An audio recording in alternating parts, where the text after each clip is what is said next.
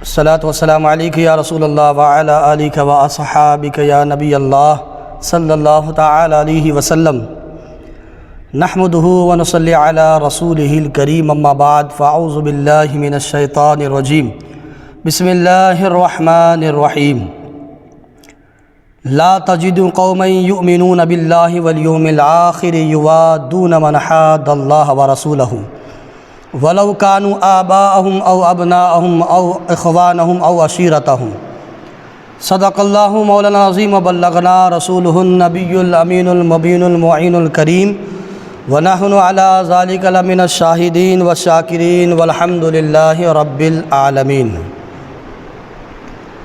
حمد و صلاۃ کے بعد قرآن مجید فرقان حمید سورہ مجادلہ کی آیت نمبر 21 تلاوت کرنے کا شرف حاصل کیا ہے۔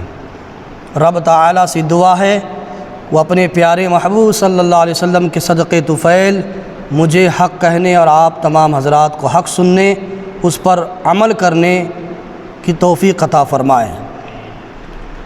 نبی پاک صلی اللہ علیہ وسلم کی تشریف آوری دنیا میں کیا ہوئی؟ پوری دنیا میں محبت، امن اور بھائی چارگی پھیل گیا، بلکہ ہر ایک کے اندر محبت قائم ہو گئی۔ جو عرب کے باشندے ایک دوسرے کے جانی دشمن تھے، خون کے پیاسے تھے، انہیں کونین کے تاجدار صلی اللہ علیہ وسلم نے ایک دوسرے پر جان لٹانے والا بنا دیا۔ مہاجر و انصار کو بھائی بھائی بنا دیا۔ دنیا میں ان کی بھائی چارگی اور ایثار کی مثالیں دی جانے لگی۔ ایسی محبت ان لوگوں کے اندر قائم ہو گئی میرے آقا کی آمد کے صدقے۔ نبی پاک صلی اللہ علیہ وسلم نے جس طرح مسلمانوں کو آپس میں محبت، امن، بھائی چارگی، اخوت، صلہ رحمی اور نرمی کی تعلیمات دی ہے، وہی دشمنان اسلام، کفار، مشرکین، یہود و نصارہ، بد مذہبوں کے سامنے سخت رہنے کا حکم بھی دیا ہے۔ قرآن مجید سورہ فتح کی آیت نمبر 29 میں اصحاب رسول کی دو خصوصیات ذکر کیا گیا ہے۔ چنانچہ ارشاد ہوتا ہے اشداء علی الکفار رحماء بینہم، کافروں پر سخت اور آپس میں نرم دل۔ ایک اور مقام پہ قرآن مجید فرقان حمید میں سورہ مجادلہ کی آیت نمبر 21 میں ارشاد ہوتا ہے لا تجد قوما یؤمنون باللہ والیوم الآخر یوادون من حاد اللہ ورسولہ ولو كانوا آباءهم او ابناءهم او اخوانهم او عشیرتهم۔ تم نہ پاؤ گے ان لوگوں کو جو یقین رکھتے ہیں اللہ اور پچھلے دن پر، کہ دوستی کریں ان سے جنہوں نے اللہ اس کے رسول کی مخالفت کی ہے، اگرچہ ان کے باپ یا بیٹے یا بھائی یا کنبے والے یا رشتہ دار ہوں۔ اس آیت سے معلوم ہوا کہ اللہ تعالیٰ اور پچھلے دن پر ایمان رکھنے والا کبھی بھی اللہ تعالیٰ اور اس کے محبوب صلی اللہ علیہ وسلم کے مخالفین سے دوستی نہیں کرتا، بلکہ اس کی محبت اللہ اس کے رسول کے لیے اور کسی سے نفرت بھی اللہ اس کے رسول کے لیے ہے۔ یہی قرآن کا حکم ہے۔ صحابہ کرام علیہم رضوان اس آیت کی زندہ تفسیر تھے، انہوں دکھا کے بتائے، پریکٹیکلی طریقے میں بتائے۔ انہوں نے اللہ تعالیٰ اور اس کے محبوب صلی اللہ علیہ وسلم کے مخالفین سے ایسی سختی کا مظاہرہ کیا کہ اپنی رشتہ داریاں حتیٰ کہ خونی رشتوں کو بھی محبت رسول پہ قربان کر دیے۔ اپنا خون کا رشتہ صحابہ کرام دنیا میں لوگوں کو بتا دیے، جس کا نظارہ میدان بدر میں دیکھنے کو ملتا ہے۔ میدان بدر میں حضرت ابو بکر صدیق رضی اللہ عنہ کے مقابلے میں ان کے بیٹے عبد الرحمن تلوار لیے کھڑے ہیں۔ ابو بکر بیٹے کے مقابلے میں، حضرت حذیفہ رضی اللہ عنہ اپنے باپ عتبہ کے سامنے تلوار لیے کھڑے ہیں، ماموں کے سامنے بھانجا تلوار لیے کھڑے ہیں، چاچا کے سامنے بھتیجا تلوار لیے کھڑا ہے۔ آخر یہ وجہ کیا تھی؟ خونی رشتے بھلا دیے، ایک دوسرے کے مقابلے میں آ گئے۔ کیا وجہ ہے؟ اسی کا حفیظ جالندھری اپنے کلام میں دیتا ہے محمد کی محبت خون کے رشتوں سے بالا تر ہے، یہ رشتہ دنیاوی قانون کے رشتوں سے بالا تر ہے۔ محمد صلی اللہ علیہ وسلم ہے متاع عالم ایجاد سے ہے پیارا، پدر مادر برادر مال و جان سے اولاد سے پیارا۔ ان صحابہ کرام علیہ رضوان کا ایمان تھا۔ غور سے سنو بیان، جب تک حضور صلی اللہ علیہ وسلم کی محبت ہمیں اپنے جان و مال، والدین، اولاد سے بڑھ کر نہ ہو جائے، ہم اس وقت تک کامل ایمان والا نہیں بن سکتے، کامل ایمان والا۔ محبت رسول دین حق کی شرط اول ہے۔ اس بات کو حفیظ جالندھری یوں قلمند بیان کرتا ہے کہ محمد کی محبت دین حق کی شرط اول ہے، اسی میں ہو گر خامی تو سب کچھ نامکمل ہے۔ محمد کی غلامی ہے سند آزاد ہونے کی، خدا کے دامن توحید میں آباد ہونے کی۔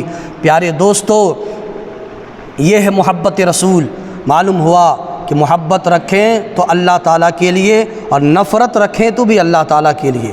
پھر اس پہ قیامت کے دن انعام بھی بہت بڑا ہے جو حضور کی حدیث پر عمل کرتا۔ آؤ ابو داؤد شریف کی حدیث سنتے ہیں، حدیث نمبر 3520 پر 7۔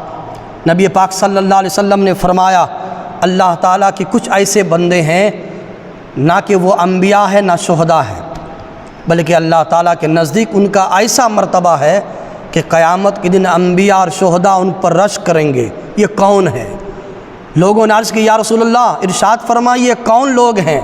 فرمایا یہ وہ لوگ ہیں جو محض یعنی فقط اللہ تعالیٰ کے لیے آپس میں محبت رکھتے ہیں، سبحان اللہ، اور نبی اور اللہ کے لیے آپس میں نفرت بھی رکھتے ہیں۔ اس حدیث پاک سے ان لوگوں کا بھی نظریہ باطل ہوا جو یہ کہتے ہیں محبت سب کے لیے، نفرت کسی کے لیے نہیں۔ حدیث شریف میں واضح فرما دیا گیا محبت بھی اللہ تعالیٰ کے لیے اور بغض بھی اللہ تعالیٰ کے لیے۔ اب بھی اگر کوئی اللہ اور تعالیٰ اور اس کے محبوب صلی اللہ علیہ وسلم کے مخالفین سے دوستی کرے گا تو اس کے لیے بہت بڑا سخت وعید ہے۔ چنانچہ سورہ مائدہ آیت نمبر 50 میں ہے، ارشاد اللہ تعالیٰ فرماتا ہے وَمَن يَتَوَلَّهُم مِّنكُمْ فَإِنَّهُ مِنْهُمْ إِنَّ اللَّهَ لَا يَهْدِي الْقَوْمَ الظَّالِمِينَ۔ قرآن میں ہے، ترجمہ ہے، میننگ ہے کنز الایمان، اور تم میں سے جو کوئی ان سے دوستی رکھے گا تو انہی میں سے ہے، بے شک اللہ بے انصافوں کو راہ نہیں دیتا۔ یہ اللہ کہہ رہا ہے جو تم لوگوں میں سے ان سے دوستی رکھے گا جو فقط اللہ کا اور نبی کا دشمن ہے، ان سے اگر ہم لوگ دوستی کریں تو اللہ کہتا ان سے بے انصافوں کو راہ نہیں ملتا، ہدایت کا راستہ نہیں ملتا۔ اس تفسیر کے آیت کے تفسیر مدارک میں ہے، اس آیت میں تفسیر میں اس آیت میں بہت شدت اور تاکید ہے مسلمانوں کا کہ یہود و نصارہ اور ہر مخالف دین اسلام سے علیحدہ جدا رہنا ہم سب سنیوں کو واجب ہے، سبحان اللہ۔ معلوم ہوا یہود و نصارہ، کفار و مشرکین، دین اسلام کا ہر مخالف گروہ، چاہے وہ مسلمانوں میں سے ہو یا غیر مسلموں میں سے ہو، ان سے علیحدہ اور جدا رہنا چاہیے۔ اب زمن میں آپ کی خدمت میں چند احادیث پیش کرتا ہوں۔ ایک مثال، جیسے کہ ہم لوگ جاتے ہیں منڈی پہ ترکاری لینے، تو ہم لوگ ترکاری میں دیکھتے کہیں اس میں کیڑا تو نہیں لگا ہے۔ جب کوئی منڈی والا ہم کو پیسے دیتے 5 روپے یا 10 روپے تو ہم لوگ ہاتھ میں دیکھتے کہیں پھٹا ہوا تو نہیں ہے۔ ہم نقص والا پیسے نہیں لے سکتے ہیں، ہم ترکاری میں کیڑا لگا ہے تو ہم نہیں لے سکتے، کھا نہیں سکتے۔ یہ دنیاوی معاملات ہے، تو پھر دین کے معاملے کیسے ہونے چاہیے؟ آؤ قرآن پاک سے سنتے ہیں۔ تاریخ مدینہ میں ہے، حدیث پاک نقل ہے، حضرت انس بن مالک رضی اللہ عنہ سے روایت ہے، نبی پاک صلی اللہ علیہ وسلم نے فرمایا جب تم کسی بد مذہب کو دیکھو تو اس کے روبرو اس سے ترس روئی کرو، اس لیے کہ اللہ تعالیٰ بد مذہب کو دشمن رکھتا ہے۔ ان میں کوئی پل صراط سے گزر نہ پائے گا بد مذہب، بلکہ وہ ٹکڑے ٹکڑے ہو کر جہنم میں گر پڑیں گے۔ جیسے ٹڈی اور مکھیاں گرتی ہیں ویسے بد مذہب جہنم میں گریں گے۔ آگے میں بتاؤں گا بد مذہب کسے بولتے ہیں، کہ اس لیے کہ ہمارے عوام کو، پبلک کو بد مذہب معلوم نہیں، اس کا بھی میں ذکر کروں گا۔ آگے چلتے ہیں۔ صحیح مسلم کتاب شریف میں ہے، حضرت ابو ہریرہ رضی اللہ تعالیٰ عنہ سے روایت ہے، رسول محتشم صلی اللہ علیہ وسلم نے ارشاد فرمایا ان بد مذہبوں سے الگ رہو، انہیں اپنے سے دور رکھو، کہیں وہ تمہیں بہکا نہ دیں، وہ تمہیں فتنے میں نہ ڈال دیں، اس سے دور رہو۔ یہ مسلم شریف کی حدیث ہے۔ دوسری حدیث مسلم شریف کی ہے، حضرت ابو ہریرہ رضی اللہ عنہ سے روایت ہے، نبی پاک صلی اللہ علیہ وسلم نے ارشاد فرمایا آخری زمانہ میں جھوٹے دجال پیدا ہوں گے جو تمہارے پاس وہ باتیں لائیں گے، ایسے بات لائیں گے جو نہ تم نے سنے ہیں نہ تمہارے باپ داداؤں نے سنا ہے، ایسی بات ہمارے پاس پیش کریں گے وہ لوگ۔ ان کو ان کو دور رکھو، تمہیں گمراہ نہ کر دیں، فتنہ میں نہ ڈال دے۔ یاد رہے بد مذہبوں کی محفل میں جانا ان کے اجتماعات میں جانا، ان کے جلسوں میں جانا، ان کی بیان سننا ناجائز اور حرام ہے۔ اپنے آپ کو بد مذہبی گمراہی پر پیش کرنے والا کام ہے ان لوگ۔ ان کی تقریر پر، بیان پر، آیت قرآنیہ پر مشتمل ہوں، خواہ وہ حدیث پڑھتا ہو یا اچھی باتیں چننے کا ذام رکھ کر بھی انہیں سننا ہرگز جائز نہیں، کیونکہ بد مذہب شخص اپنی تقریر میں، اپنی بیان میں قرآن و حدیث کی شرح وضاحت کی آڑ میں قرآن حدیث کا نام لے کر کچھ ضرور ایسے باتیں بد مذہبی اپنی گمراہی کو ملا دیتے۔ وہ لوگ پورا بولتے بولتے آخر میں کیا بولتے؟ نبی ہماری طرح ہے، ہو گیا بد مذہبی ظاہر ہو گیا۔ پورے قرآن حدیث بولیں گے، لاسٹ میں بولیں گے انبیاء اولیاء کچھ نہیں کر سکتے، یہ تو بے بس مجبور ہے، جیسا کہ ان لوگوں کی کتابوں میں لکھا ہے۔ میرے پیارے دوستو، ہمارے اسلاف، ہمارے بزرگان دین اپنے ایمان کے بارے میں بے حد محتاط ہوا کرتے تھے۔ وہ مضبوط عقیدے والے ہونے کے باوجود بد مذہبوں کی بات سننا گوارا نہیں کرتے تھے، بد مذہبوں کی بیان ان کو سننا پسند نہیں کرتے تھے۔ حضرت عبداللہ ابن عباس رضی اللہ عنہ کے شاگرد حضرت سعید بن جبیر رضی اللہ عنہ کو راستہ میں ایک بد مذہب ملا، جیسے کہ آج کی بڑے بھایا ملتے، بھائی دو باتیں بولتا ہوں اللہ کی رسول کے سنو، یہ حدیث سے ثابت کر رہا ہوں۔ وہ بزرگان دین کا عقیدہ دیکھو، نظریات دیکھو۔ راستے میں بد مذہب ملے، کہا کچھ عرض کرنا چاہتا ہوں، اللہ کی باتیں ذرا سا سنیں گے؟ حضرت بولے میں نہیں سننا چاہتا، میں نہیں سننا چاہتا۔ عرض کی ایک کلمہ سن لو، خالی ایک کلمے کی بات کریں گے۔ بولے میں نہیں سننا چاہتا۔ آپ نے اپنا انگوٹھا ان کے سر پر رکھ کے فرمایا آدھا لفظ بھی نہیں سنوں گا۔ سبحان اللہ، ایسی محبت، عشق رسول کا جذبہ دیکھو۔ کہتے ہیں میں آدھا لفظ بھی تیرے منہ سے نہیں سننا چاہتا، اٹھ جا یہاں سے۔ لوگوں نے عرض کی اس کا کیا سبب ہے؟ آپ نے فرمایا یہ ان میں سے ہے، یعنی گمراہوں میں سے یہ لوگ ہیں۔ اسی طرح کا ایک اور واقعہ حضرت انس بن مالک رضی اللہ عنہ کے شاگرد خاص حضرت امام محمد بن سیرین رحمۃ اللہ علیہ کے ساتھ پیش آیا۔ یہ واقعہ ایک مرتبہ آپ کے پاس دو مذہب آئے، دو بد مذہب۔ عرض کی کچھ واقعات، کچھ آیت قرآن آپ کو سنائیں؟ فرمایا میں نہیں سننا چاہتا، میں نہیں سننا چاہتا۔ عرض کی کچھ رسول اللہ کی حدیث تو سن لیجئے، نبی کا حدیث سن لیں گے۔ آج کے جیسے لوگ یہ بڑے بھایا بولتے، آپ نے فرمایا میں نہیں سننا چاہتا۔ بد مذہبوں نے اصرار کیا، یعنی انہوں بولے، اور حضرت بولے انکار پہ انکار کرتے گئے۔ آپ نے فرمایا تم دونوں یہاں سے اٹھ جاؤ یا میں اٹھ جاتا ہوں۔ آخر وہ ذلیل خوار ہو کر وہاں سے اٹھ کے چلے گئے۔ لوگوں نے عرض کیا اے امام کیا حرج تھا، دو باتیں سن لے تو کیا ہوتا؟ کلمے کی بات نہ، حدیث کی بات نہ، قرآن کی بات نہ۔ یہ لوگ بھی آج کہتے ہیں، آج نام نہاد مولانا، نام نہاد مسلم لوگ ان کی باتوں میں چلے جاتے ہیں، کھڑے ہو کے ادب سے سنتے۔ جاہل بد مذہبوں کا تعظیم کرنا اسلام کو ڈھانے کی طرح، اسلام کو نقصان پہنچانے کی طرح ہے۔ امام صاحب سے پوچھے کیا امام کیا حرج تھا اگرچہ آیت یا حدیث سنتے؟ فرمایا میں نے خوف کیا کہ وہ آیت و حدیث کے ساتھ اپنی کچھ تعویل لگائے گا، اپنی طرف سے بات لگائے گا، قیاس کرے گا، اور وہ میرے دل میں رہ جائے تو میں ہلاک ہو جاؤں گا۔ اللہ اکبر۔ پھر فرمایا ائمہ کو تو یہ خوف، اور اب عوام کو یہ جرأت ہے۔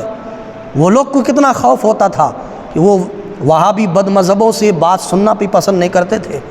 ولا حول ولا قوت الا باللہ۔ دیکھو امان کی راہ وہی ہے، سکون کی راستہ وہی ہے جو تمہیں تمہارے نبی نے بتایا ہے۔ ان بد مذہبوں سے دور رہو اور انہیں اپنے سے دور کرو، کہیں وہ تمہیں گمراہ میں نہ ڈال دے، کہیں تم کو بد مذہب نہ بنا دے، کہیں وہ تمہیں فتنے میں نہ ڈال دے۔ دیکھو نجات کی راہ وہی ہے جو تمہارے رب نے بتائی ہے، نجات کا راستہ۔ حدیث شریف ابو داؤد شریف پہ ہے، حدیث نمبر 1405 میں ہے۔ حضرت ابو سعید خدری رضی اللہ عنہ سے روایت ہے، نبی پاک صلی اللہ علیہ وسلم نے فرمایا نہ کسی کو دوست بناؤ مگر مومن کو، اور نہ کسی کے ساتھ کھانا کھاؤ مگر پرہیزگار کے ساتھ۔ اللہ اکبر، کتنی پیاری بات میرے آقا نے ارشاد فرمائی۔ نہ کسی کو دوست بناؤ مگر مومن کو، یعنی ایمان والے سے دوستی کرنا، اور بد مذہبوں سے کبھی دوستی مت کرنا، ان کے ساتھ کھانا بھی مت کھانا۔ ابو داؤد شریف میں حدیث نمبر 1406 میں، یہ 1405 تھا، اب یہ 1406 ہے۔ حضرت ابو ہریرہ رضی اللہ عنہ کی روایت ہے، میرے آقا صلی اللہ علیہ وسلم نے فرمایا آدمی اپنے دوست کے دین پر ہوتا ہے، لہٰذا تم دیکھ لیا کرو کسی کو دوست اگر بنا رہے ہو تو وہ دوست کس لائق ہے، کون سے قابل کے لائق ہے، اس کا مسلک کیا ہے، اس کا مذہب کیا ہے، وہ دوست بناؤ۔ محترم حضرات، اس حدیث پاک سے ان لوگوں کو غور کرنا چاہیے جو یہ کہتے پھرتے ہیں کہ یار کی یاری سے ہما کو کام، یار کی کرنی سے کیا کام۔ اب ہمیں دوستی ہے، دوست کی دوستی سے اتنے دور جو آگے نہیں جائیں گے، یہ کہتے ہیں یار کی یاری سے کام، یار کی کرنی سے ہما کو کئی کام۔ یاد رکھیے یہی دوستی کئی مرتبہ ایمان کا نقصان کرا دیتی ہے، یہی دوستی۔ آج ایسے کتنے نوجوان دوست ہیں جو بد مذہب سے دوستی کر کے آج اپنے ایمان کو ختم کر لیا ہے، اور وہ بولتا ہے کہ وہی سچ ہے، وہی حق ہے، اس سے اس کے دوستی کرنے کا اس کا ایمان کا نقصان ہو گیا۔ میرے پیارے دوستو سنو، آج ایسے ہزاروں لوگ معاشرے میں دنیا میں موجود ہے جو صرف اور صرف بد مذہبوں سے دوستی رکھنے کی وجہ سے اپنے ایمان کو کھو بیٹھے ہیں، بدعقیدہ ہو گئے۔ اگلی حدیث میں بہت بڑے نقصان کی نشاندہی فرمائی گئی ہے، امام ابو داؤد شریف امام نسائی سے نسائی میں اس حدیث پاک کو نقل کیا ہے۔ حضرت انس بن مالک رضی اللہ عنہ روایت کرتے ہیں، رسول پاک صلی اللہ علیہ وسلم نے فرمایا، برا ہم نشین یعنی دوست بد مذہب و بے دین ڈھونکنے والے کی مانند ہے۔ برا دوست، برا ہم نشین، اگر تجھے اس کی سیاہی نہ بھی پہنچی تو دھواں تو ضرور پہنچتا۔ بد مذہب کا اگر اس کا کالک نہیں لگا، اس کا دھواں تو پہنچتا، جب وہ دھواں پہنچ گیا تو تم بھی بد مذہب ہو جاؤ گے۔